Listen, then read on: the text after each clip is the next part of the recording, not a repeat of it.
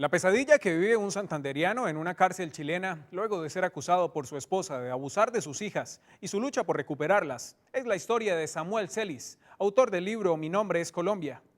La publicación recopila todo su relato y el novel escritor es el entrevistado en Soy Autónomo Televisión.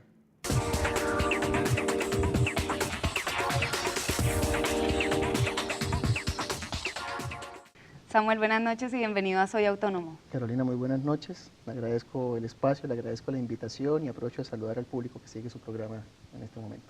Samuel, ¿de dónde surge la idea de escribir un libro con una anécdota tan personal que lo lleva a hacerlo? En realidad yo no tenía como finalidad escribir un libro. Yo quería escribir una memoria y quería escribir un testimonio para mis hijas, que después de muchos años de no poder verme por las situaciones que más adelante vamos a conversar, consideré justo para ellas saber qué había sido de su padre durante ese tiempo. El testimonio fue tomando fuerza, fue tomando cuerpo. Yo quería contarles a ellas sobre quién era Samuel Celis, todo lo que había hecho por ellas, lógicamente para luchar por ellas después de la separación. Y poco a poco esto fue tomando fuerza y finalmente se convirtió en un libro. Samuel, ¿por qué una persona como su ex esposa que ha compartido tantos años con usted llega a maquinar una historia como tan atroz?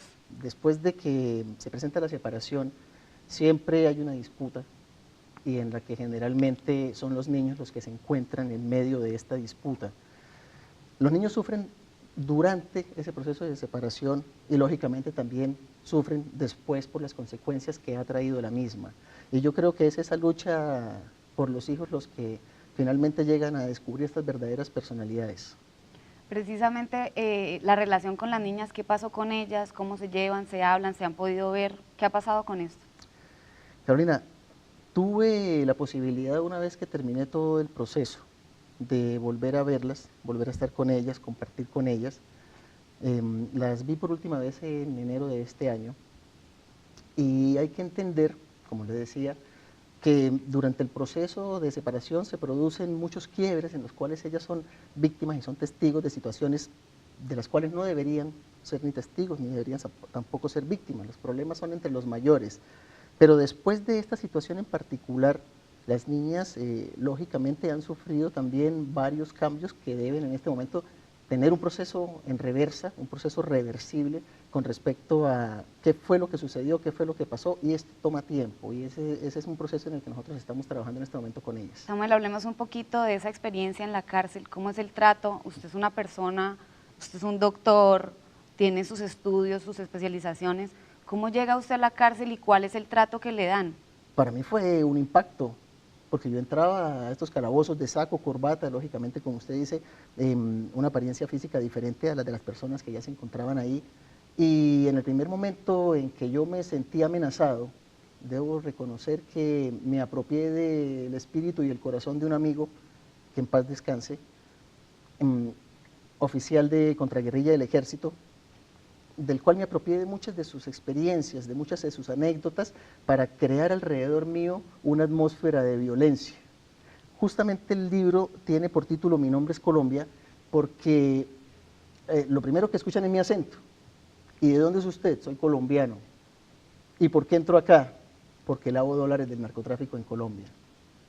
Eso yo creo que fue la careta, fue el disfraz que yo logré crear alrededor de Mi nombre es Colombia y el cual me permitió sobrevivir en un medio tan complicado como es un medio carcelario.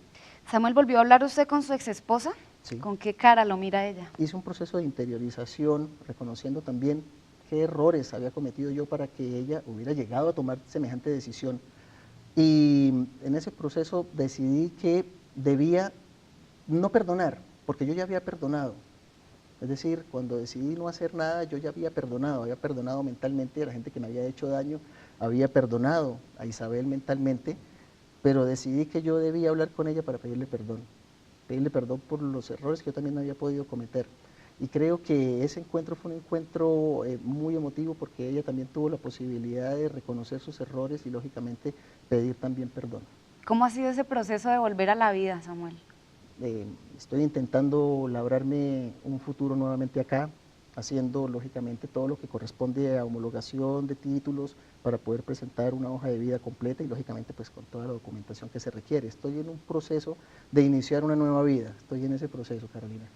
Samuel, hagámosle una invitación a los televidentes para que compren el libro, para que puedan conocer esa historia que usted nos cuenta.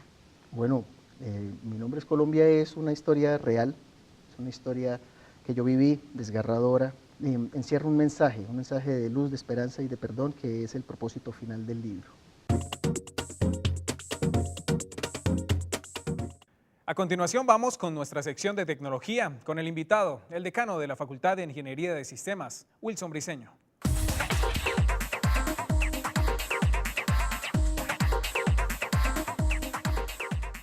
Hablemos de la tarjeta Raspberry Pi. No es un computador completo en sí mismo, pero es una tarjeta que tiene los componentes esenciales de un computador pequeño.